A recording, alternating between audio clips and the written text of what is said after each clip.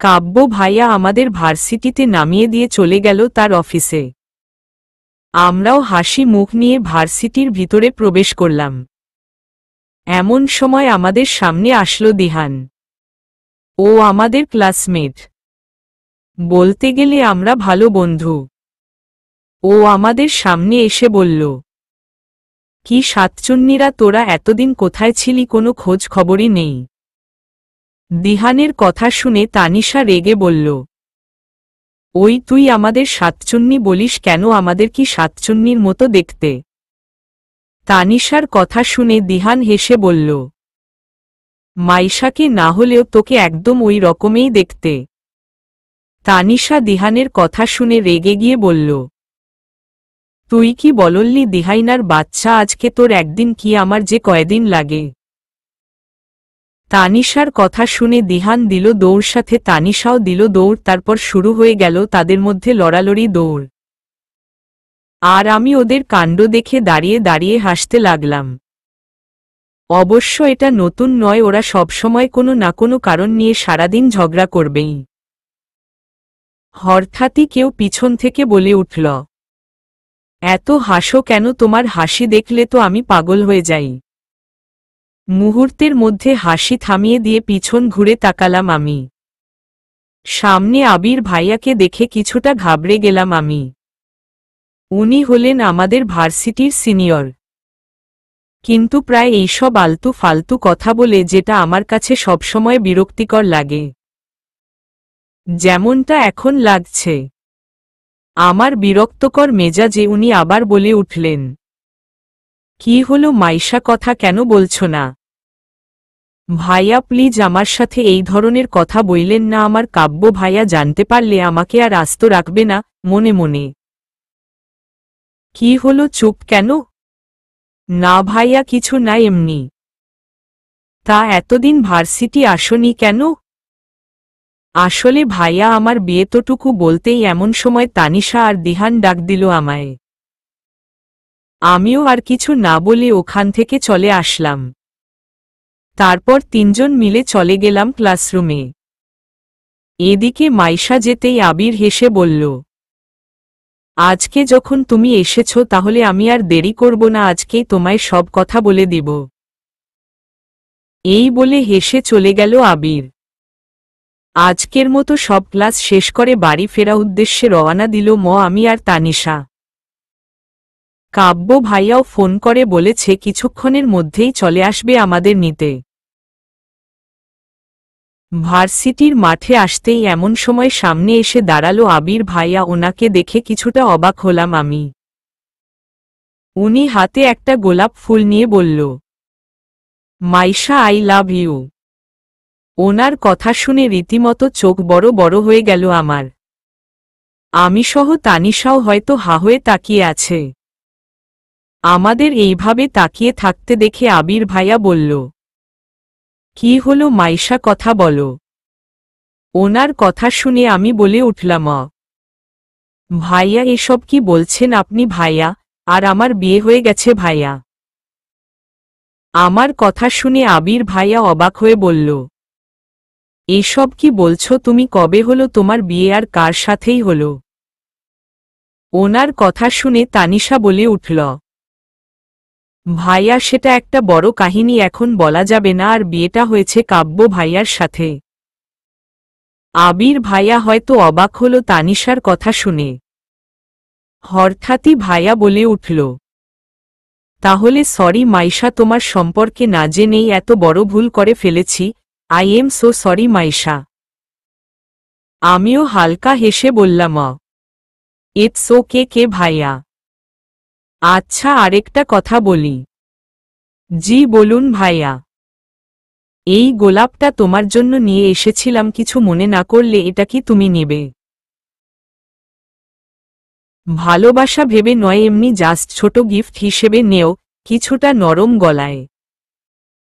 ওনার কথা শুনে আমার একটু খারাপ লাগল, যার কারণে আমিও মুচকি হেসে বললাম, ঠিক আছে ভাইয়া দিন। আমার কথা শুনে উনি খুব খুশি হয়ে গেলেন। তারপর তার হাতে থাকা গোলাপটা আমার দিকে এগিয়ে দিল।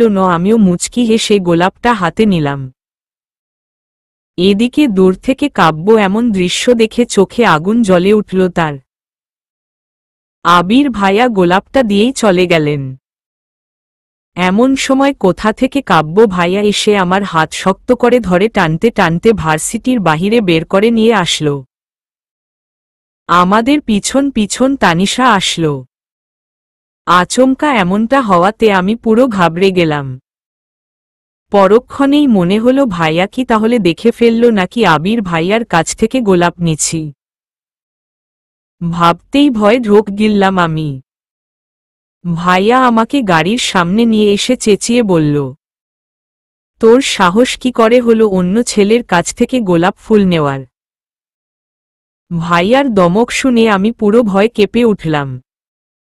এমন সময় তানিশা বলে উঠল, ভাইয়া তুমি যা ভাবছ তেমন কিছু নয়। তানিশার কথা শুনে ভাইয়া আরো রেগে গিয়ে বলল, চুপ কর তুই। ভাইয়ার দমক শুনে তানিশাও আর কিছু বলতে পারল না। ভাইয়া ঘন ঘন শ্বাস ফেলছে যাতে বোঝাই যাচ্ছে ভাইয়া কতটা রেগে গেছে। আমি আর তানিশা চুপটি করে কোনো কথা না বলেই গাড়িতে বসে পড়লাম। তারপর ভাইয়াও কোনো কথা না বলে গাড়ি চালাতে শুরু করল। আর যাই হোক, এই রাস্তার ভিতর চেঁচামেচি করা ভালো দেখাবে না।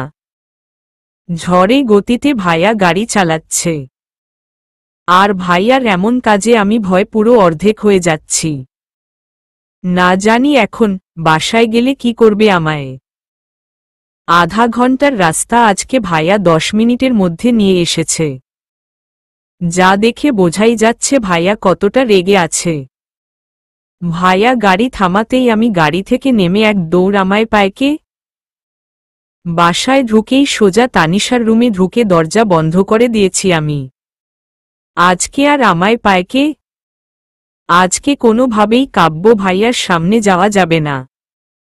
এই ভেবে বসে পড়লাম তানিশার বিছানায়। এদিকে কাব্য এখন গাড়িতে বসে ঘন ঘন শ্বাস ফেলে নিজের রাগকে কন্ট্রোল করার চেষ্টা করছে। এমন সময় গাড়ির ভিতরে বসে থাকা তানিশা বলে উঠল কাঁপা কাঁপা গলায়, ভাইয়া রাগ করো না, আগে আমার পুরো কথাটা তো শোনো। কাব্য চুপটি করে বসে রইল, তানিশার প্রশ্নের কোনো ওড় দিল না। তানিশা কাব্যকে এইভাবে চুপ থাকতে দেখে বলে উঠল, ভাইয়া তুমি যেটা ভেবেছ আসলে কাহিনীটা তেমন নয়। এই বলে তানিশা শুরু থেকে শেষ পর্যন্ত হয়ে যাওয়া কাহিনী বলল কাব্যকে। সব শুনে কাব্য কিছু বলল না, শুধু এতটুকু বলল, বাড়ি যা তুই। ভাইয়া মাইশার কোনো দোষ নেই, তোকে যেতে বলেছি দমক দিয়ে। কাব্যের কথা শুনে তানিশা আর কিছু না বলেই চলে গেল। কাব্য কিছুক্ষণ বসে কিছু একটা ভেবে গাড়ি চালিয়ে চলে গেল। একরাশ ভয় নিয়ে বসে আছি তানিশার রুমে। কি করব এখন কিছুই বুঝতে পারছি না। ধুর, কেন যে আবির ভাইয়ার কাছ থেকে গোলাপটা নিতে গেলাম। কিন্তু না নিলেও তো ভালো লাগতো না। কিন্তু এখন কি করব? কাব্য ভাইয়া এখন আমায় কি করবে কে জানে, না জানি কতটা রেগে আছে। এমন সময় দরজায় টোকা দিল কেউ। সাথে সাথে ঘাবড়ে গেলাম আমি। বিছানা থেকে উঠে ধীরে ধীরে দরজার কাছে যেতেই তানিশা বলে উঠল, মাইশা দরজা খোল, আমি আসছি। তানিশার কণ্ঠ শুনে ছোট্ট একটা নিঃশ্বাস নিয়ে দরজা খুলে দিল ম। ও ঢুকতেই আবার দরজা বন্ধ করে দিল ম। আমি তানিশার দিকে তাকিয়ে বললাম, বইন এখন আমার কি হবে? আমি কেমনে বলুন? এই বলে ও চলে গেল ওয়াশরুমে। তানিশার কথা শুনে আরো ভয় পেলাম আমি। তারপর চুপটি করে তানিশার বিছানায় বসে রইলাম আর ভাবছি ভাইয়া আমার সাথে কি কি করতে পারে। রাত 9টা। তানিশার রুমে পায়চারি করছি আমি। আর তানিশা বিছানায় বসে মোবাইল গুতাচ্ছে। ইচ্ছে তো করছে কিছু একটা মেরে ওর মাথাটা ফাটিয়ে দেই। সারাদিনে কাব্য ভাইয়া বাড়িতে আসেনি, না জানি কোথায় গেছে। এদিকে কি করব না করব কিছুই বুঝতে পারছি না আমি। এমন সময় দরজায় নক করল মামুনি। আমি গিয়ে দরজা খুলে দিল দরজা খুলতেই মামুনি বলল, তাড়াতাড়ি খেতে আয়। আমি কাঁপা কাঁপা গলায় জিজ্ঞেস করলাম, মামুনি কাব্য ভাইয়া আসেনি? না আসেনি, আজকে তার দেরি হবে, কোনো এক কাজ আছে তাই। এই বলে মামুনি চলে গেল। মামুনির কথা শুনে আমি মনে মনে প্রচুর খুশি হলাম। তারপর খুশি মনে আমি আর তানিশা চলে গেলাম ডিনার করতে। ডিনার শেষে টেবিলের পাশে বসে আছি, এখন কোথায় ঘুমাবো? তানিশার বাচ্চায় তো ওর রুমে যেতে দিবে না, এখন তো ওই রুমেই যেতেই হবে। এমন সময় মামুনি বলে উঠল, কি হলো, বসে আছিস কেন? যা রুমে গিয়ে ঘুমিয়ে থাক। কাব্যের ফিরতে দেরি হবে, তুই গিয়ে ঘুমিয়ে পড়। আমিও আর কোনো কথা না বাড়িয়ে চলে গেলাম কাব্যের রুমে। রুমে ঢুকেই সোজা বিছানায় শুয়ে পড়লাম। ভয়ে হাত পা ঠান্ডা হয়ে যাচ্ছে আমার। ঘুম আসছে না। অতিরিক্ত ভয় থাকলে ঘুম আসে নাকি? বেশ কিছুক্ষণ নড়ে চড়ে কাটিয়ে দিল তারপরও ঘুম আসলো না। ঘড়ির দিকে তাকিয়ে দেখি রাত 1টা বাজে, কাব্য ভাইয়া এখনো আসেনি। কেমন যেন টেনশন হচ্ছে আমার। এমন সময় দরজা খোলার আওয়াজে নড়েচড়ে বসলাম আমি। কাব্য ঢুলতে ঢুলতে রুমে প্রবেশ করল। রুমে ঢুকে দরজা বন্ধ করে দিয়ে সোজা আমার দিকে এগোতে লাগল। চোখ তার পুরো লাল হয়ে গেছে। দেখে বুঝতে পেরেছি ভাইয়া ড্রিঙ্ক করেছে। ভাইয়ার এভাবে আমার দিকে এগোতে দেখে ভয় ঘাবড়ে গেলাম আমি। তুমি ড্রিঙ্ক করেছ? কিন্তু তুমি তো ড্রিঙ্ক করো না, এক প্রকার ঘাবড়ে গিয়ে কাঁপা কাঁপা গলায় বললাম আমি কাব্য ভাইয়াকে। এদিকে কাব্য ভাবছে সে কি করে ড্রিঙ্ক করল। অফিসে নিজের রুমে বসে জোরে জোরে শ্বাস ফেলে নিজেকে শান্ত করছিল কাব্য। বারবার নিজেকে বোঝাতে ছিল যা হয়েছে তাতে মাইশার কোনো দোষ নেই। এসব ভেবে বেশ কিছুক্ষণ পর নিজেকে স্বাভাবিক করতে পারল কাব্য। এমন সময় রুমে আসলো লাবণ্য। আর লাবণ্য হল কাব্যের খুবই ভালো বন্ধু। লাবণ্য রুমে ঢুকে বলল, may I come in sir? Yes come, এই বলে সামনে তাকাতেই কাব্য লাবণ্যকে দেখে হেসে বলল, আরে তুই কি খবর, কেমন আছিস? লাবণ্য কাব্যের কথা শুনে হেসে ভিতরে ঢুকে বলল, ভালো, তোর খবর কেমন? এই তো চলছে, তা তুই কবে ফিরলি দেশে? আমেরিকার হাওয়া আর ভালো লাগছে না নাকি? ফিরেছি কালকে। কাল ফিরলে আজ আসছিস কেন? কাল কি সমস্যা ছিল? দোস্ত রাগ করিস না, কালকে প্রচুর টায়ার্ড ছিলাম, সারাদিন ঘুমিয়েই কাটিয়ে দিয়েছি, তাই আর আসা হয়নি। এখন বল, আমায় বিয়ে কবে করছিস? লাবণ্যের কথা শুনে কাব্য উচ্চ স্বরে হেসে দিল। লাবণ্য কাব্যের হাসি দেখে বলল, তুই হাসছিস কেন? লাবণ্যের কথা শুনে কাব্য নিজের হাসি থামিয়ে বলল, হাসছি তোর কথা শুনে। কি সব বলছিস তুই? আমি তোকে বিয়ে করতে যাব কেন? আর আমার বিয়ে হয়ে গেছে। কাব্যের কথা শুনে অবাক হয়ে লাবণ্য বলল, কি, কবে, কখন করলি বললি না তো? ওই তোরে আমি বলিনি আমি বিয়ে করেছি, তোকে তো মেসেজ দিয়েছিলাম। আমি তো ভেবেছিলাম তুই মজা করছিস। সত্যি তোর বিয়ে হয়ে গেছে? আরে সত্যি বিয়ে হয়ে গেছে, আর তুই তো আমার সব জিনিসই মজা মনে করিস। আর আমিও তো মজা করছি পাগল। তুই কি ভেবেছিস আমি সত্যি সত্যি তোকে বিয়ে করতে বলেছি? কাব্য লাবণ্যের কথা শুনে আবারও হাসল। তারপর বলল, জানি, আমি বহুবার করেছি, সেই বলে আবারও হাসল কাব্য। এদিকে লাবণ্যের কাব্যের হাসি দেখে বুকের ভিতরটা দুমড়ে মুচড়ে যাচ্ছে। সেই ভার্সিটির লাইফ থেকে লাবণ্য কাব্যকে ভালোবাসে কখনো সাহস করে বলতে পারেনি। আর যতবারই বলেছে প্রত্যেকবারই কাব্য মজা মনে করে তা উড়িয়ে দিয়েছে।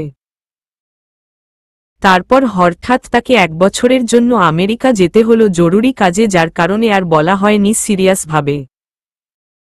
বলা হয়নি কাব্যকে তার মনের কথা। এই মুহূর্তে লাবণ্য কাব্যকে কাছে পাওয়ার পুরো নেশায় ছিল। এতদিনের ইচ্ছে এইভাবে নষ্ট হয়ে যাবে তা হয়তো ভাবতেও পারেনি লাবণ্য। লাবণ্য হালকা হেসে বলল, তা মিষ্টি কবে খাওয়াচ্ছিস? আমার কিন্তু ট্রিট চাই। কাব্য হাসল, তারপর বলল, ঠিক আছে, তুই যেহেতু বিয়েতে ছিলি না তাই একটা ছোট্ট ট্রিট দেওয়াই যায়। এই নিয়ে দুজনের মধ্যে গল্প শুরু। তারপর ওরা মিলে ঠিক করে রাতে একটা বড় ডিস্কে গিয়ে পার্টি করবে।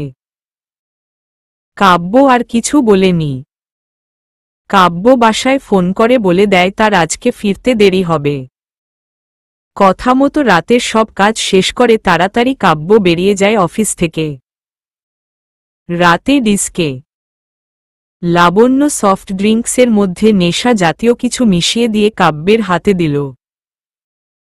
এমন সময় কাব্যের সাথে দেখা হয়ে যায় তার আরেক বন্ধু রিয়াদের সাথে, যার ফলে লাবণ্য কাব্যকে ড্রিঙ্ক খাওয়াতে পারলেও যেটা করতে চেয়েছিল সেটা করতে পারেনি। রিয়াদ গাড়ি করে কাব্যকে বাড়ি পর্যন্ত পৌঁছে দিয়ে চলে যায়। বর্তমানে কি হলো, কথা বলছো না কেন? না কিছু না, তুই সর, আমি ঘুমাবো। কাব্যের কথা শুনে আমি কিছুটা সরে বসলাম। ভাইয়া বিছানায় শুয়ে পড়ল। এমন সময় আমি বিছানা থেকে উঠে যেতে নিলে ভাইয়া আমার হাত ধরে বলল, কোথায় যাচ্ছিস তুই? না মানে কোথাও না তোই বলে আবারও বিছানায় বসে পড়লাম আমি। মাইশা বসতেই কাব্য এসে মাইশার কোমর জড়িয়ে ধরে ওর কোলে মাথা দিয়ে শুয়ে পড়ে বলল, একদম নড়বি না, ঠিক আছে?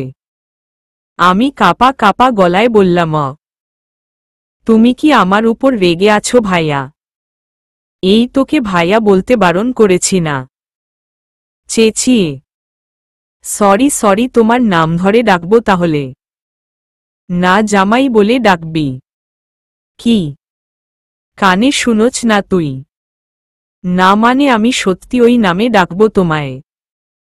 ওই নামে না ডাকলে তোকে অনেক বড় শাস্তি দিব। কি শাস্তি দিবা তুমি? কথাটা বলতেই কাব্য মুখ তুলে তাকালো আমার দিকে। যা দেখে রীতিমতো কাঁপাকাঁপি শুরু হয়ে গেছে আমার। এদিকে কাব্য মাইশার দিকে নেশা ভরা চোখ নিয়ে তাকিয়ে আছে। হঠাৎই কাব্য বলে উঠল, কি শাস্তি দেওয়া যায় বলতো? না, কোনো শাস্তি দেওয়া লাগবে না, আমি আর তোমায় ভাইয়া ডাকব না। তা ঠিক আছে, কিন্তু এখন যে ভাইয়া ডাকলি তার জন্য তো একটা শাস্তি তোকে পেতেই হবে। আর তার সাথে দুপুরেও তুই আমায় প্রচুর রাগিয়েছিস, তার শাস্তিও তোকে পেতে হবে। কাব্যের কথা শুনে ভয় ঢোক গিললাম আমি। তারপর কাঁপা কাঁপা গলায় বললাম, বিশ্বাস করো, দুপুরে যেটা হয়েছে তাতে আমার কোনো দোষ ছিল না। ওই আবির ভাইয়া না বুঝে করেছিল। তারপর আমি তো তাকে বলে দিয়েছি আমার বিয়ে হয়ে গেছে। আর তোমার মতো এত সুন্দর ছেলেরে রেখে অন্য কারো দিকে তাকাবো কেন? জোরপূর্বক হেসে, সত্যি বলছিস? একদম সত্যি বলছি। এখন তাহলে একটা কিস কর। কাব্যের কথা শুনে আমার চোখ রসগোল্লার মতো হয়ে গেল। মুখ থেকে অটোমেটিক বেরিয়ে আসল, কি? তুই কি কানে শুনোস না? হঠাৎই কাব্য আমার দুগাল চেপে ধরে বলল, তুই কবে বুঝবি পাগলি? কি বুঝব? আমার মাথা বুঝবি? তোকে কিছু বুঝতে হবে না, তোকে যেটা করতে বলেছি সেটা কর।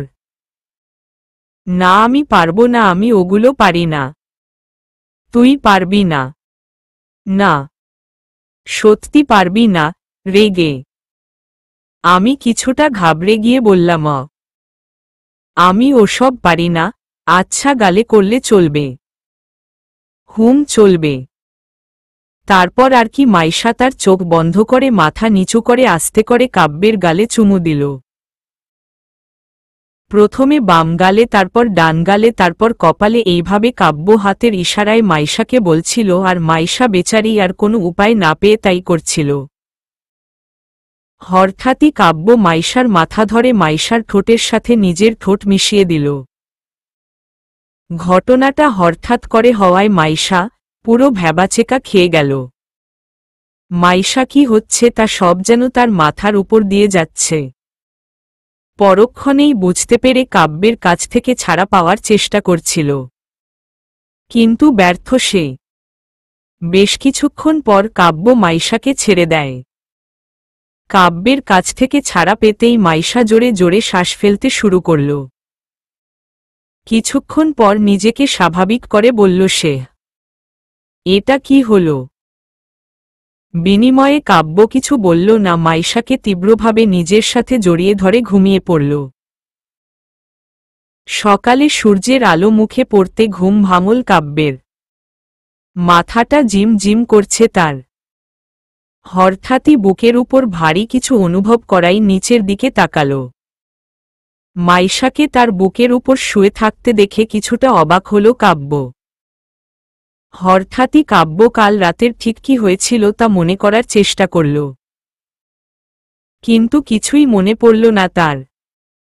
সে আস্তে করে মাইশাকে ছাড়িয়ে দিয়ে ওয়াশরুমে চলে গেল। বেশ কিছুক্ষণ পর ফ্রেশ হয়ে বাহিরে বেরিয়ে আসলো কাব্য। মাথাটা প্রচণ্ড বেগে ভার হয়ে আছে তার। কাব্য তার মাথাটা ধরে সোফায় বসে পড়ল। কিছুক্ষণ পর সোফা থেকে উঠে নিচে চলে গেল। হঠাৎ ঘুম ভাঙল আমার। পাশে কাব্য না থাকায় আমি বুঝতে পেরেছি ভাইয়া উঠে চলে গেছে। তারপর আমিও বিছানা উঠে ওয়াশরুমে চলে গেলাম। কিছুক্ষণ পর বেরিয়ে আসতেই কাব্য ভাইয়াকে বিছানায় দেখতে পেলাম। আমি কিছু বললাম না, চুপচাপ টাওয়াল দিয়ে মুখ মুছতে লাগলাম। হঠাৎই কাব্য ভাইয়া বলে উঠল, মাইশা, কাল রাতে আমার কি কিছু হয়েছিল? কাব্যের কথা শুনে আমি বুঝে গেছি ভাইয়ার কিছু মনে নেই।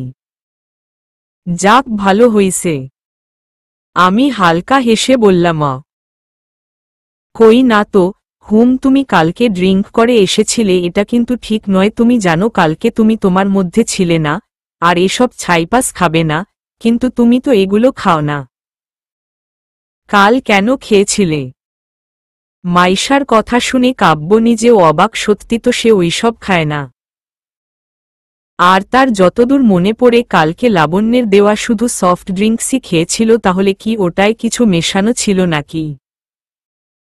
অফিসে বসে আছে কাব্য আর ভাবছে তার সাথে কাল ঠিক কি হয়েছে।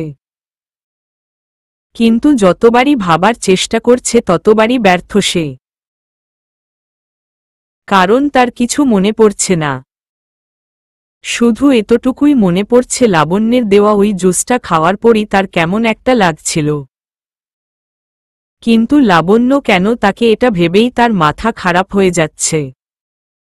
এমন সময় রুমে ঢুকল রিয়াদ। রিয়াদ ভিতরে ঢুকেই বলল, কি অবস্থা, কেমন আছোস তুই এখন? ভালো, কিন্তু তুই জানলি কেন? তুই ভুলে গেলি নাকি কাল রাতেই তোর সাথে আমার কথা হয়েছিল আর আমি তো তোকে বাড়ি পৌঁছে দিল ম? ওহ আচ্ছা, আমার কাল কি হয়েছিল বলতো? আমার না কিছু মনে নেই। সব ভুলে গেছিস? অবশ্য ভুলে যাওয়ারই কথা। কালকে রাতে তুই ড্রিঙ্ক করেছিলি, তাও হাই লেভেলের। রিয়াদের কথা শুনে কাব্য অবাক।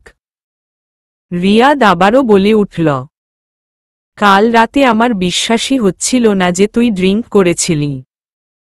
কাব্য চিন্তিত স্বরে বলল, বিশ্বাস কর রিয়াদ, কাল রাতে কি করে কখন ওইসব খেয়েছিলাম আমি বুঝতেই পারিনি। আমি তো শুধু লাবণ্যের দেওয়া সফট ড্রিঙ্কস খেয়েছিলাম। কিন্তু সফট ড্রিঙ্কস খেলে নেশা হওয়ার কথা নয়, কাব্য হয়তো ভুল করে খেয়ে ফেলেছিলি। রিয়াদের কথা শুনে ছোট্ট করে বলে উঠল, হয়তো। তা এখন বল, কি খাবি তুই, চা না কফি? এখন কিছু খাবো না, আমার জরুরি কিছু কাজ আছে। কালকের বিষয় নিয়ে একটু চিন্তিত ছিলাম, তাই তোকে দেখতে এসেছি। এই বলে কাব্যের সাথে হাত মিলিয়ে চলে যায় রিয়াদ। এদিকে কাব্য কিছুতেই কিছু বুঝতে পারছে না। এমন রুমে আসে কাব্যের বাবা। আগে বিজনেসের সব কাজ উনি করতেন, এখন কাব্য করে আর উনি ওনার চেম্বারে বসে থাকে। কাব্য তার বাবাকে ভিতরে আসতে দেখে অবাক হয়ে বলল, বাবা তুমি কোনো কাজ ছিল? তোকে কিছুদিনের জন্য ঢাকার বাইরের যেতে হবে। কেন? কেন আবার ঘুরতে যাবি তুই মাইশাকে নিয়ে? সেটা কিসের জন্য দরকার? আর মাইশার পড়াশোনা নষ্ট হবে এতে। এখন যাওয়ার দরকার নেই বাবা, আমরা পরে একসময় যাব। না এখনই যাবি তোরা? শোন, বেশি দূরে কোথাও যাওয়ার দরকার, আমাদের পুরনো বাগান বাড়ি থেকে ঘুরে আয়। কিন্তু বাবা, আমি কোনো কিন্তু শুনতে চাই, তোকে যেটা বলেছি সেটা কর। আমি তোর রেনু খালাকে ফোন করে বলে দিয়েছি, সে সব গুছিয়ে রাখবে আর কালকেই যাবি তোরা। বিনিময়ে কাব্য আর কিছু বলতে পারল না। এই মুহূর্তে কাব্যের মাথায় অন্য কিছু ঘুরছে আর মনে হাসছে সে। ছাদে বসে আছি আমি আর তানিশা, ভালো লাগছে না কিছু। হঠাৎই সামনে থাকা আম গাছের দিকে চোখ গেল আমার। আম দেখলেই লোভ লাগে আমার। হঠাৎই তানিশার মাথায় একটা চাটি মেরে বললাম, দোস্ত আম খাবি? আম কোথায়? কেন ওই যে গাছে। তানিশা সামনে তাকিয়েই চেঁচিয়ে বলে উঠল, যার গাছ সে দেখলে প্রচুর বকবে। আরে ধুর, বকবে না, আর দেখবে তারপর তো। না না, আর ভাইয়া জানলে প্রচুর মন্দ বলবে। চুপ করতো তুই, কেউ জানবে না, চল। না আমি যাব না। তুই যাবি না? তোর শ্বশুরে যাইবে। আমার শ্বশুররেই নিয়ে যা, তারপরও আমি যাবো না। তানিশা চল, একটু রেগে। দেখ কেউ দেখলে প্রবলেম হবে। কেউ দেখবে না, চল। এই বলে তানিশার হাত ধরে এক প্রকার জোর করেই নিয়ে আসলাম। নিচে নেমে গাছটার কাছে যেতে আরো লোভ লাগলো আমার। জিহ্বা দিয়ে ঠোঁট ভিজিয়ে তানিশাকে বলে উঠলাম আমি, গাছের কাছে তো চলে এসেছি, এখন পারবো কিভাবে? সেটা তুই জানিস। অনেকক্ষণ ভেবে বললাম, গাছে উঠতে হবে। না, তুই চুপ কর, তুই এখানে দাঁড়া, আমি উঠছি, কেউ আসলে আমায় বলবি না। শোন, মাইশা লাগবে না, তার চেয়ে চল বাসায় যাই, ভাইয়া জানলে। চুপ কর, আম তো নিতেই হবে। এই বলে ওড়নাটা কোমরে বেঁধে উপরে উঠতে লাগলাম আমি। আস্তে আস্তে উপরে উঠে একটা আম এনে মারলাম তানিশার দিকে। তারপর আর একটা মারলাম, পর পর 5টা মারার পর এমন সময় গাছের মালিক চেঁচিয়ে উঠল। সাথে সাথে গাছ থেকে লাফ মেরে আমি তানিশা দৌড় আমাদের আর পায়কে। গাছের মালিক আসতে আসতে আমরা হাওয়া। আমরা দৌড়ে সোজা ছাদে চলে গেলাম। তারপর দুজন মিলে জোরে জোরে শ্বাস ফেলে একসাথে হেসে দিল ম। তারপর বলে উঠলাম আমি, কেমন ছিল বল? ঠিকই ছিল, কিন্তু ভাইয়া জানলে। কখন থেকে শুধু ভাইয়া ভাইয়া করছিস? তোর ভাইয়াকে ভয় পাই নাকি? কিছুটা কাপা গলায়। তুই ভাইয়াকে ভয় পাস কি পাস না তা তো আমার ভালো করেই জানা আছে। কালকে তো ভার্সিটি থেকে এসেই দৌড়ে আমার রুমে। হইছে, চুপ কর, এখন তাড়াতাড়ি আমগুলো কাট। তারপর দুজন মিলে আম বানিয়ে খেলাম, যারা দুপুর এভাবেই কেটে গেল। রাতে ডাইনিং টেবিলে বসে সবাই মিলে ডিনার করছি। এমন সময় মামা বলে উঠলেন, মাইশা, কালকে তুই আর কাব্য আমাদের বাগান বাড়ি যাচ্ছিস। কেন আব্বু? এমনি যাবি, আর শোন, পুরো বাড়ি ঝাড়ু দিস। কি আমি ঝাড়ু দিতে যামু? আমি যামু না। ইনোসেন্ট মুখ করে। আমার কথা শুনে হেসে দিল মামু। তারপর বলল, আরে মজা করছিলাম। এদিকে কাব্য বিড়বিড় করছে, তোমার মজাই বাবা, ওর জন্য সাজা করে দিব। এই বলে মনে মনে হাসল কাব্য। রাতে আমি আর কিছু বললাম না। অবশ্য এর আগেও আমি বাগান বাড়িতে গিয়েছিলাম, তবে বহু বছর আগে। এখন কিছু মনে নেই। আবার যাব ভাবতে মজা লাগছে আমার। তার সাথে কাব্য আর আমি, শুধু এটা ভেবে কিছুটা ভয় লাগছে। রাতে ডিনার শেষ করে রুমে ঢুকতেই কাব্য ভাইয়া বলে উঠল, তা চুরি করা আম খেতে খুব মজা ছিল, তাই না? ভাইয়ার কথা শুনে রীতিমতো ভয় কেঁপে উঠলাম আমি। এই রে, ও জানল কেমন? আমি কাপা কাপা গলায় বললাম, কিসের আমও? কি আমি আর তানিশা ছাদে বসে আম খাই নাই তো? ওহ, তার মানে ছাদে বসে লুকিয়ে লুকিয়ে খেয়েছিস? ভাইয়ার কথা শুনে আমি একদম বোকা বনে গেলাম। যা অতিরিক্ত ভয় পেয়ে মুখ ফসকে কি বললাম আমি। এখন তোকে কে বাঁচাবে মাইশা? কিন্তু ভাইয়া কি করে জানল? এদিকে কাব্য ভাবছে তখন মাইশাকে দৌড়ে ছাদে যাওয়ার কথা। দুপুরে কাব্য কিছু কাজে বাড়ি এসেছিল। তখন বাড়ি থেকে ফেরার পথে মাইশাকে দৌড়াতে দেখে অবাক হয় সে। আর হাতে আম দেখে কাব্যের আর বুঝতে বাকি রইল না ও কোথা থেকে আম পেয়েছে। এসব ভেবে কাব্য বলে উঠল, কি হলো, কথা বলছিস না কেন?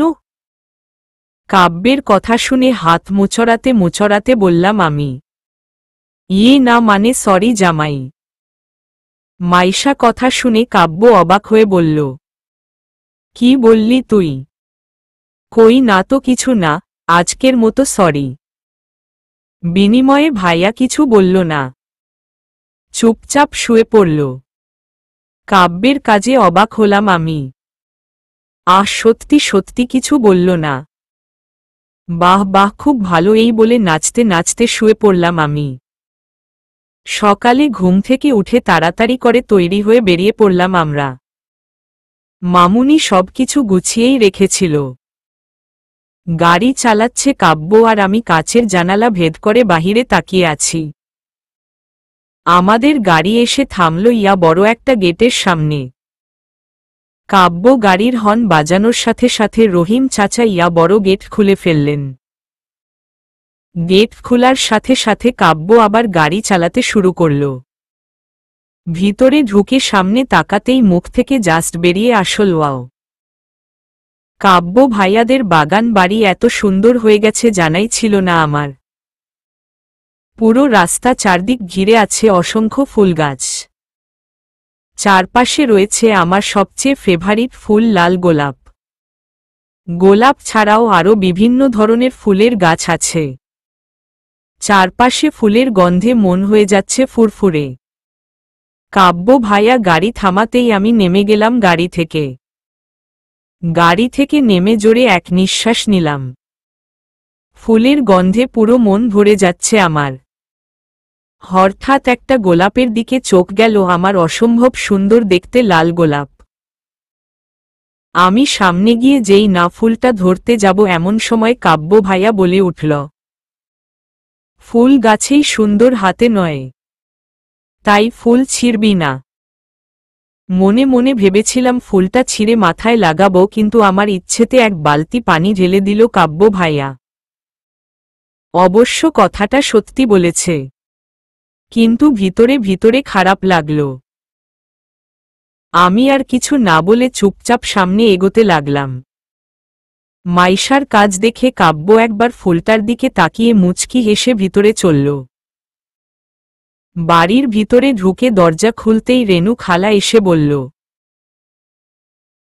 কেমন আছো মাইশা মামুনি? ওনার কথা শুনে মুচকি হাসলাম আমি। তারপর বলে উঠলাম, খুব ভালো, তুমি কেমন আছো? আমার কথা শুনে খুশি হলেন উনি। তারপর বলল, আমিও আছি ভালো। তোমরা উপরে যাও, আমি তোমাদের জন্য খাবারে ব্যবস্থা করছি। এমন সময় কাব্য এসে হাজির। কাব্য রেনু খালাকে দেখে বলল, কেমন আছো তুমি? এই বলে জড়িয়ে ধরল কাব্য মহিলাকে। মহিলা খুব খুশি হয়ে বলল, খুব ভালো আছি বাবা, তুমি কেমন আছো? আমিও ভালো আছি, এখন তোমার সাথে থেকে আরো ভালো থাকব। তা তো থাকবি, এখন উপরে যাও, আমি খাবারের ব্যবস্থা করছি আর তোমাদের ব্যাগ নামানোর ব্যবস্থা করছি। ঠিক আছে, এই বলে কাব্য চলে আসলো উপরে। আমিও আসলাম ভাইয়ার পিছনে। পুরো বাড়ি দেখে বোঝা যাচ্ছে কালকেই হয়তো পুরো বাড়ি পরিষ্কার করেছে উনি। পুরো বাড়িটাই খুব সুন্দর আর পরিপাটি করে সাজানো। আমি আর ভাইয়া রুমে ঢুকলাম। কাব্য রুমে ঢুকেই গিয়ে বিছানায় বসে পড়ল। আর আমি পুরো রুমে চোখ বুলাচ্ছি। রুমটাও খুব সুন্দর করে গোছানো। তবে জিনিস দেখে বোঝা যাচ্ছে এগুলো অনেক বছরের পুরনো ফার্নিচার। এত বড় বাড়িতে কি করে রেনু খালা একা থাকে? আমার তো এখনই ভয় করছে। বাড়িটা অনেক বছর আগের পুরনো, তাই একটু ভয় ভয় করছে। আর এত বড় বিশাল বাড়িতে শুধু মায়ে 3 জন মানুষ। আমার ভাবনার মাঝে কাব্য বলে উঠল, কি এত ভাবছিস তুই? না তেমন কিছু না, ভাবছি এত বড় বাড়িতে রেনু খালা কি করে একা থাকে। বাড়ির সামনে দিকটা খোলা মেলা হলেও ভিতরে কেমন যেন আমার খুব ভয় ভয় লাগছে। কাব্য আমার কথা শুনে হাসল। ওনার হাসি দেখে বললাম, এতে হাসার কি আছে? না কিছু নাই বলে কাব্য ওয়াশরুমের দিকে চলে গেল। হঠাৎই পিছন থেকে ফিস ফিস করে আমার কানের কাছে এসে বলল, মাইশা। আচমকা এমনটা হওয়াতে আমি পুরো ভয় পেয়ে চমকে উঠলাম। পিছন তাকাতেই দেখলাম কাব্য হাসছে। আমার আর বুঝতে বাকি রইল না ফিসফিস করে আমাকে ভয় দেখাতে চাচ্ছে। আমি একটু ভীতু স্বরে বললাম, এসব কি তুমি দেখছো তো আমি ভয় পাচ্ছি, তার ওপর তুমি আবার ভয় দেখাচ্ছ কেন? আমার কথা শুনে কাব্য ভাইয়া হেসে বলল, সরি সরি, আসলে কি বলতো, তোকে ভয় পেতে দেখলে আমার হেব্বি লাগে। এই বলে আবারও হাসল ভাইয়া।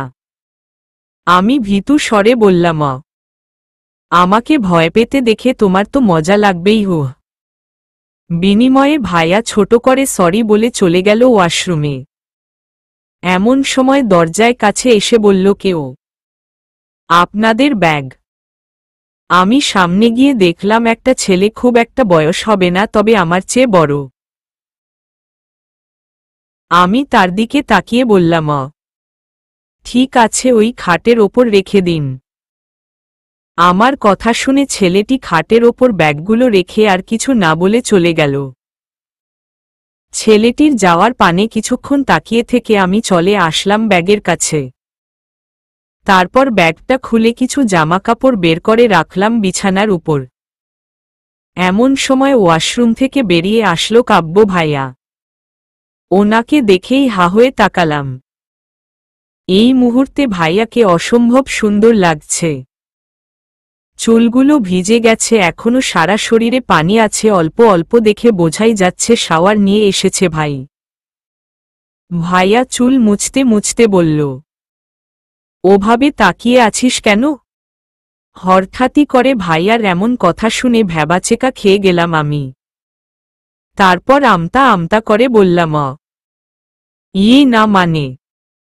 তোর মানে ছাড়া আর কিছু আসে না? না তেমন কিছু না, আসলে কি বলো তো, ওখানে একটা পাখি বসেছিল, সেটার দিকেই তাকিয়েছিলাম। এই বলে খাটের ওপর থাকা সাদা রঙের চুড়িদার নিয়ে চলে গেলাম আমি ওয়াশরুমে। এদিকে কাব্য আর কিছু না ভেবে তৈরি হতে লাগল। বেশ কিছুক্ষণ পর শাওয়ার নিয়ে চলে আসলাম আমি।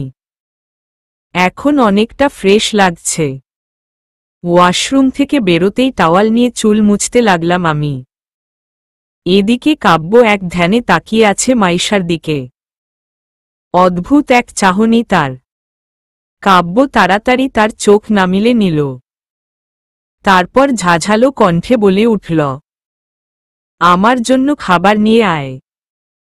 হঠাৎ করে ভাইয়ার এমন কথা শুনে আমি পুরো কেঁপে উঠলাম। আমি তো ভুলেই গেছিলাম রুমে ভাইয়া আছে। আমি অবাক হয়ে বললাম, আমি তুই ছাড়া আর কেউ আছে এখানে? না মানে রেনু খালা তো বলল আমাদের জন্য খাবার আনছে। তাতে কি হয়েছে, তুই গিয়ে এখানে খাবার নিয়ে আয়। আমিও আর কিছু বা বলে টাওয়ালটা বিছানার পাশে রেখে চললাম নিচে। সিঁড়ি বেয়ে নিচে নামতেই দেখলাম টেবিলের উপর বিভিন্ন ধরনের খাবার সাজিয়ে রেখেছে রেনু খালা। আমি নামতেই উনি বলে উঠলেন, তুমি একা কেন মামুনি, কাব্য বাবা কোথায়? আসলে ভাইয়া উপরে বসে খাবার খাবে। তুমি এখনো কাব্যকে ভাইয়া ডাকছ? সরি সরি থুককু, তুমি আবার বলো না। ভাইয়াকে মুখ ফসকে বেরিয়ে গেছে আমার। আমার কথা শুনে হেসে বললেন উনি, ঠিক আছে। তারপর একটা ট্রেতে করে কিছু খাবার বেড়ে দিল আমার হাতে। তারপর আমিও খাবারগুলো নিয়ে চললাম উপরে।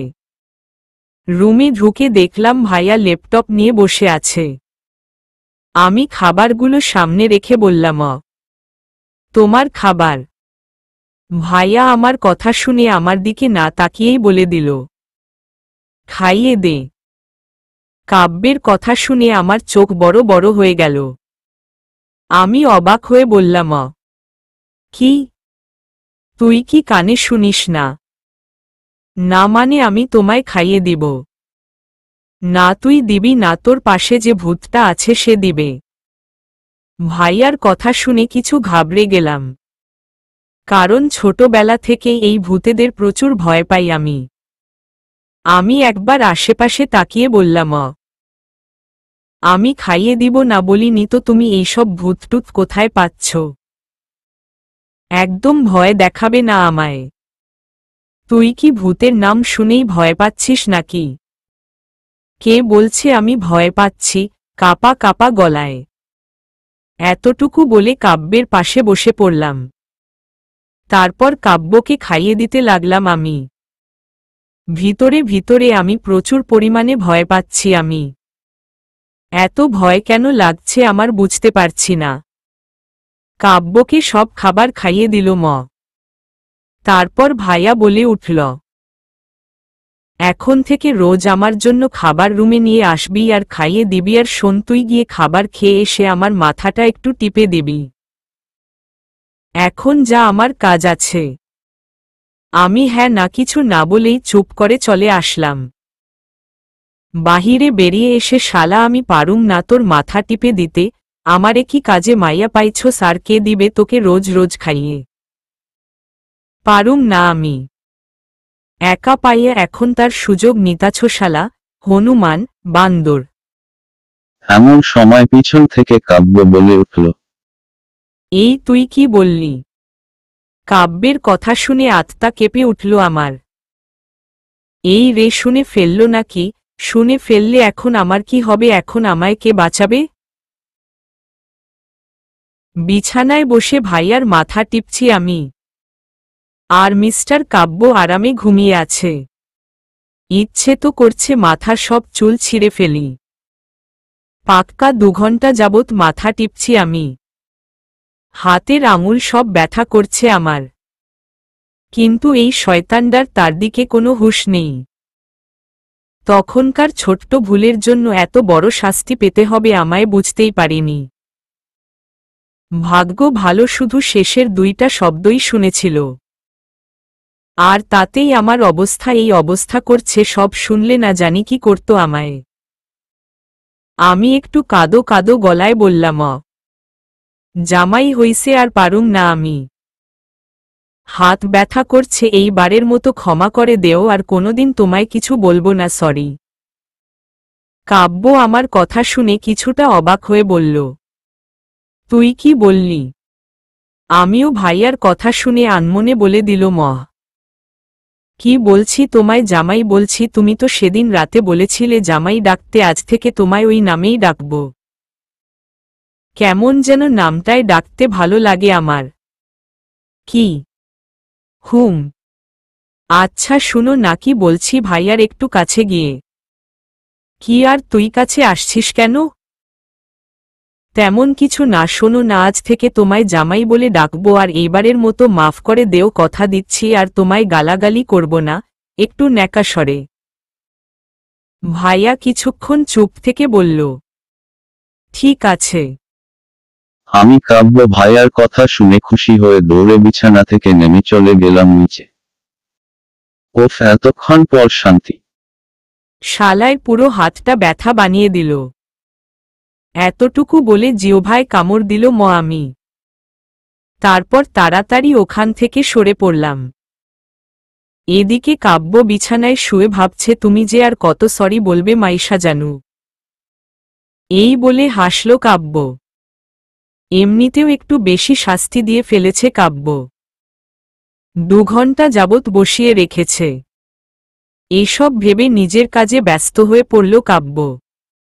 বাড়ির চারদিকটা ঘুরে দেখছি আমি। চারপাশটা অসম্ভব সুন্দর। বাড়ির পিছন দিকে রয়েছে বড় বড় সব গাছপালা আর একটু অন্ধকার। অনেকগুলো গাছ একসাথে থাকার কারণে এমনটা মনে হচ্ছে। এখন প্রায় দুপুর 3টা বেজে গেছে, কিন্তু এখানে মনে হচ্ছে সন্ধ্যা হয়ে আসছে। এতটাই অন্ধকারে ঘেরা পিছনটা। আর সামনের দিকে এগোলাম না। এমনতেই কেমন যেন ভয় লাগছে এখানে। এমন সময় আচমকা পিছন থেকে বলে উঠল কেউ, আপু, তোমায় কাব্য ভাইয়া ডাকছে। আচমকা এমনটা হওয়াতে আমি পুরো কেঁপে উঠলাম। পরক্ষণেই পিছনে তাকিয়ে সেই ব্যাগ এনে দিয়েছিল সেই ছেলেটাকে দেখতে পেলাম। আমি জোরপূর্বক একটু হাসি দিয়ে বললাম, ঠিক আছে। ছেলেটিও আর কিছু না বলে চলে গেল। এই ছেলেটি কেমন যেন হঠাৎ করে আসে আর আমি চমকে যাই। তারপর তাড়াতাড়ি করে চললাম আমি কাব্য মাই জামাইটার কাছে, না জানি আবার কি বলবে। রুমে ঢোকার সাথে সাথে কাব্য বলে উঠল, আজকে তুই আমার জন্য রান্না করবি। কাব্যের কথা শুনে আমি অবাক হয়ে চেঁচিয়ে বললাম, কি? শোন, আমি কিন্তু একটা কথা একবারের বেশি দুবার বলতে পছন্দ করি না। তাও তোর জন্য বলা লাগে বারবার। রান্না করবি, বুঝতে পারছ? মাংস রান্না করবি, খুব সুন্দর করে করবি। রান্না ভালো না হলে তোর খবর আছে। কিন্তু আমি তো রান্না করতে পারি না। ওসব আমি জানি না, জানিস না, শিখে নিবে, রেনু খালা আছে না। তাই আর কথা না বাড়িয়ে তাড়াতাড়ি জারাতে তোর হাতের রান্না খাবো আমি। আর একটা কথা, রেনু খালার কাছ থেকে শুধু জেনে নিবি রান্না কিন্তু তুই করবি, বুঝতে পারছস? যদি দেখছি রেনু খালা তোকে রান্না করে দিয়েছে তাহলে তো বুঝতেই পারছিস কি হবে। তোকে রাতের বেলা ওই আমাদের বাড়ির পিছনে রেখে আসব। কাব্যের কথা শুনে ভয় ঢোক গিললাম আমি। এনাকে বিশ্বাস নেই, চাইলে রেখেও আসতে পারে।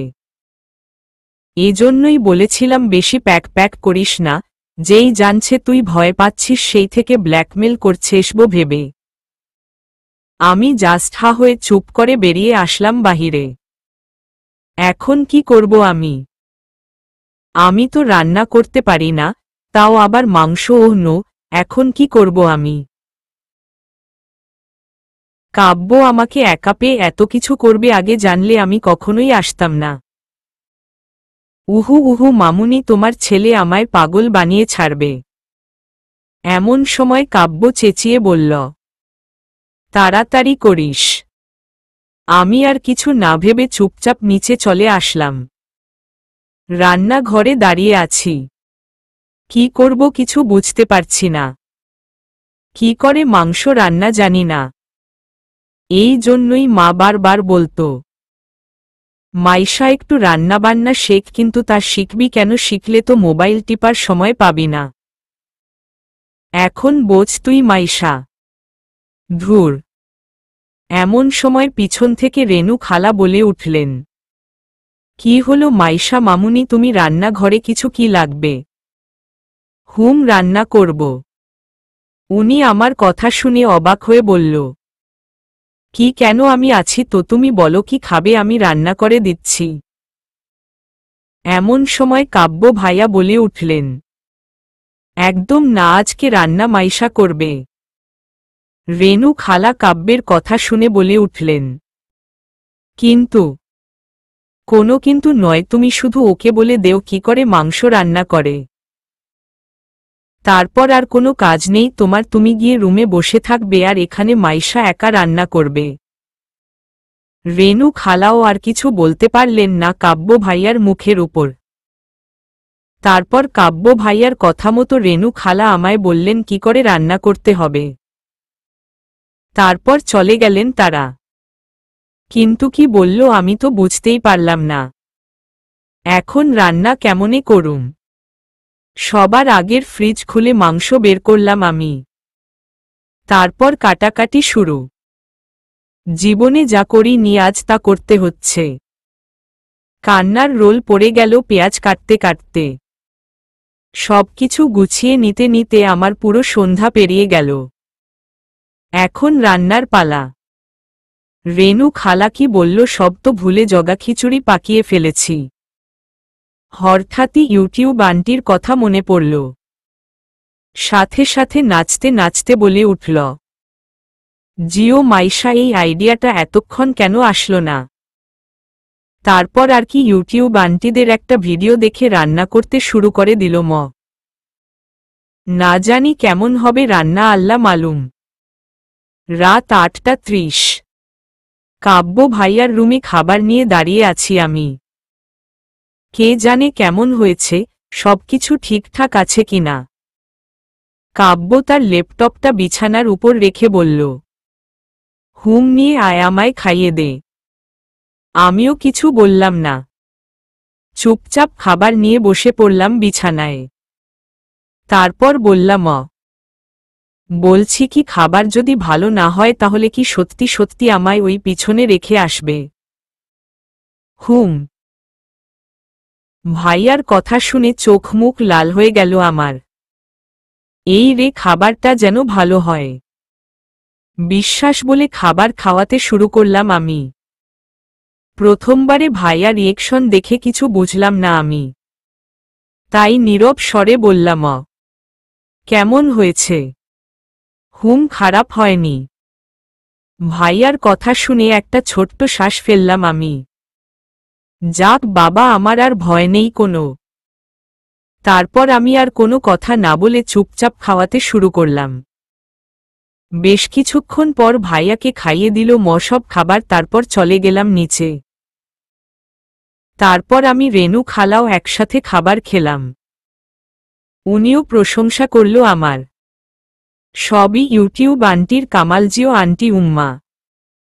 রাত 10টা।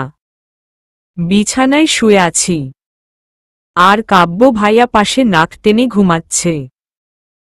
এই বাগান বাড়িটা গ্রামদিকে হওয়ায় খুব একটা রাত না হলেও বোঝা যাচ্ছে গভীর রাত। ঘুম আসছে না চোখেও, দিকে বাতাসে পর্দা উড়ছে। আর হঠাৎ হঠাৎ কেমন একটা শব্দ হচ্ছে। বারবার এমনটা হওয়াতে ভয় লাগছে ভীষণ। রুমের লাইট অফ থাকায় আরো ভয় লাগছে। চারদিকে কুটকুটে নীরবতা। ভয় লাগছে ভীষণ। হঠাৎই বাইরে থেকে কেউ একটা জোরে শব্দ করে চেঁচিয়ে উঠল।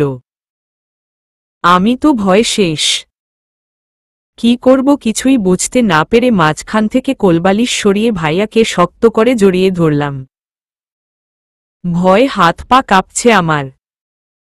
ছোটবেলা থেকেই একা রুমে ঘুমাতে আর এই ভূতেদের প্রচুর ভয় পাই আমি।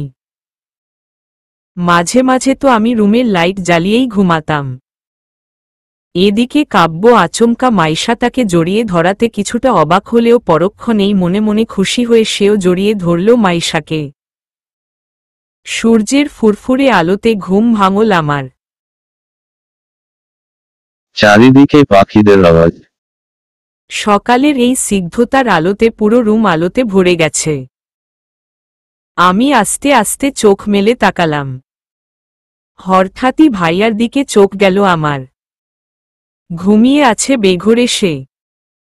হঠাৎই মনে পড়ল যে আমি কাব্যকে জড়িয়ে ধরে আছি। তাড়াতাড়ি সরে আসতে নিলে বুঝতে পারলাম কাব্যও আমায় জড়িয়ে ধরে আছে। এখন কি করব? হঠাৎই কাব্যের মুখের দিকে চোখ গেল আমার। কি সুন্দর লাগছে। সূর্যের আলো ভরা রশ্মিতে আরো অনেক বেশি সুন্দর লাগছে কাব্যকে। ইচ্ছে তো করছে কাব্যের গালে ছোট্ট একটা চুমু দিয়ে দেই। পরক্ষণেই মনে হলো যদি বুঝে যায় তাহলে আমার কি হবে। এসব আলতু ফালতু ভাবনার মাঝে হঠাৎ ভাইয়া একটু নড়ে উঠল। সাথে সাথে আমি আমার চোখ খিচে বন্ধ করে ফেললাম। কিছুক্ষণ পর আস্তে আস্তে চোখ খুললাম আমি। কাব্য এখনো ঘুমিয়ে আছে, সেই সুযোগে আস্তে আস্তে কাব্যকে ছাড়িয়ে বিছানা থেকে উঠে পড়লাম আমি। তারপর চলে গেলাম ওয়াশরুম। বেশ কিছুক্ষণ পর ওয়াশরুম থেকে বেরিয়ে আসলাম। তারপর নিচে চলে গেলাম। এর ভিতর কাব্যও ঘুম থেকে উঠে ফ্রেশ হয়ে নিচে চলে আসলো। তারপর আমরা তিনজন একসাথে ব্রেকফাস্ট করে নিলাম। ব্রেকফাস্ট শেষে কাব্য আবার রুমে চলে গেল। কাব্য ভাইয়ার সামনে দাঁড়িয়ে আছি, কারণ আমি কিছু বলতে চাই। এমন সময় কাব্য ভাইয়া বলে উঠল, কি হলো, কিছু কি বলবি? মানে এত মানে না করে তাড়াতাড়ি বলে ফেল। বলছিলাম কি আমরা একটু বাইরে থেকে ঘুরে আসি। যা, আমি কি বারণ করছি তোকে? না মানে তুমি যাবে আমার সাথে? একা একা ভয় না থুককু ভালো লাগছে না। কেন, রেনু খালাকে নিয়ে যা। উনি গেলে কি আর তোমায় বলতাম নাকি? মনে মনে, না মানে উনি যাবে না, ওনার কাজ আছে, তাই তুমি চলো প্লিজ, চলো জামাই। আচ্ছা ঠিক আছে চল। ভাইয়ার কথা শুনে খুশি হলাম আমি। তারপর আর কি, ভাইয়াকে নিয়ে বেরিয়ে পড়লাম আমি। জায়গাটা খুব সুন্দর, গ্রামীণ এক রাস্তা। চারিদিকে ছড়িয়ে ছিটিয়ে আছে সুন্দর সুন্দর খালবিল আর নদী। মাটির রাস্তায় চারপাশে রয়েছে ছোট থেকে শুরু করে বড় বড় সব ধরনের গাছ। তাদের মাঝখানে রয়েছে ছোট্ট ছোট্ট কিছু ঘরবাড়ি। ফসলের জন্য রয়েছে চারপাশে বিশাল বিশাল মাঠ। হঠাৎই চোখ গেল সামনে থাকা খেজুর গাছের দিকে। একটা লোক রসের হাঁড়ি নামাচ্ছে, যা দেখে মুখে পানি চলে আসলো আমার। আমি ভাইয়ার হাত ধরে বললাম, চলো না আমরা রস খাই। আচমকা এমনটা হওয়াতে কাব্য প্রথমে ঘাবড়ে গেলেও পরক্ষণেই নিজেকে সামলে নিয়ে বলল, ঠিক আছে, তুমি খুব ভালো। এই বলে ভাইয়াকে টানতে টানতে নিয়ে গেলাম আমি। এদিকে কাব্য মাইশার এমন বাচ্চামো দেখে মনে হাসছে খুব, আর ভাবছে আসলেই একটা বাচ্চা মেয়ে। আমরা হাঁটতে হাঁটতে চলে আসলাম ওই লোকটার কাছে। তারপর আমি খেলেও ভাইয়া খেলো না। একদম খাঁটি রস, খেতে সত্যি খুব মজা। অবশ্য আমি কোনো দিন খাইনি, জাস্ট ফিল গাইস। আমার খাওয়া শেষ হলে ভাইয়া লোকটাকে কিছু টাকা দিল। তারপর আমরা আবার সামনে এগোতে লাগলাম। ভোরের এই সুন্দর মুহূর্ত আমার সত্যি খুব ভালো লাগছে। পাক্কা 2 ঘন্টা হাঁটতে হাঁটতে অনেক দূর চলে আসলাম আমরা। আমি আর হাঁটতে পারছি, পা ব্যথা হয়ে গেছে।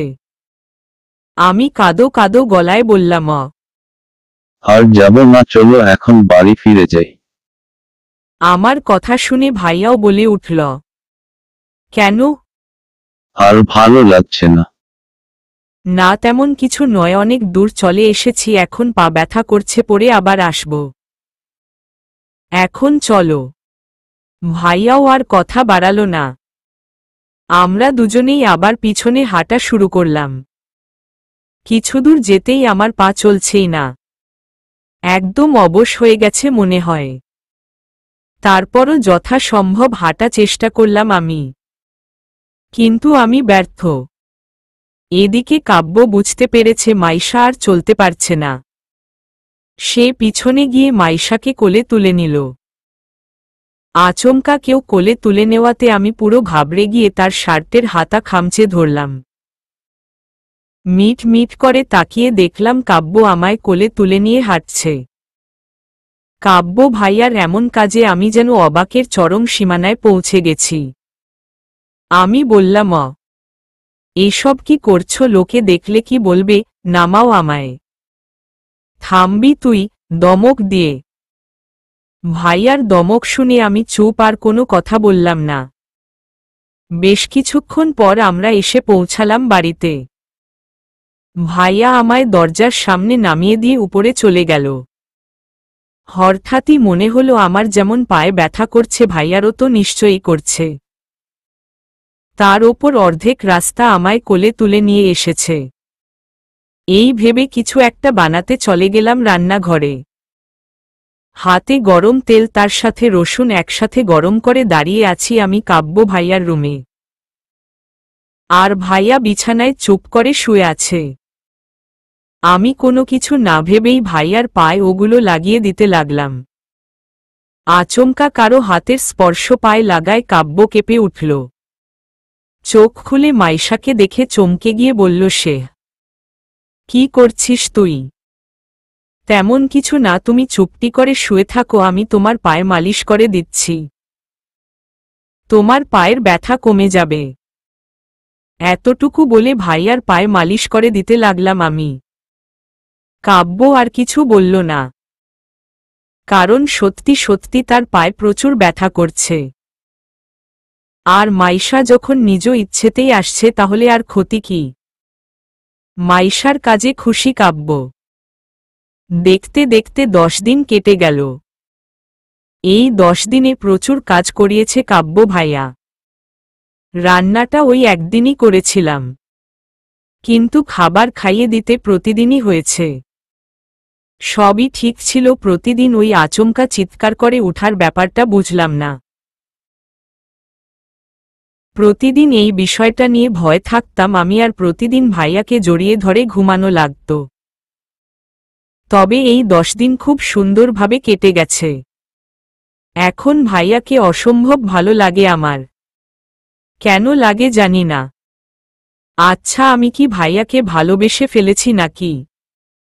এসব ভাবনার মাঝে হঠাৎই কাব্য ভাইয়া মাথায় টোক্কা দিয়ে বলল, এত কি ভাবছিস তুই? না কিছু না। তা তৈরি তো, চল এখন। চলো। এই বলে আরেকবার রুমটার চারদিকে তাকিয়ে চলে আসলাম আমি। কেমন যেন একটা মায়া পড়ে গেছে।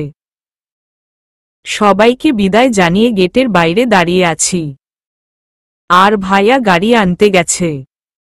এমন সময় রেনু খালা বলে উঠলেন, আবার আসবে কিন্তু। অবশ্যই আসব।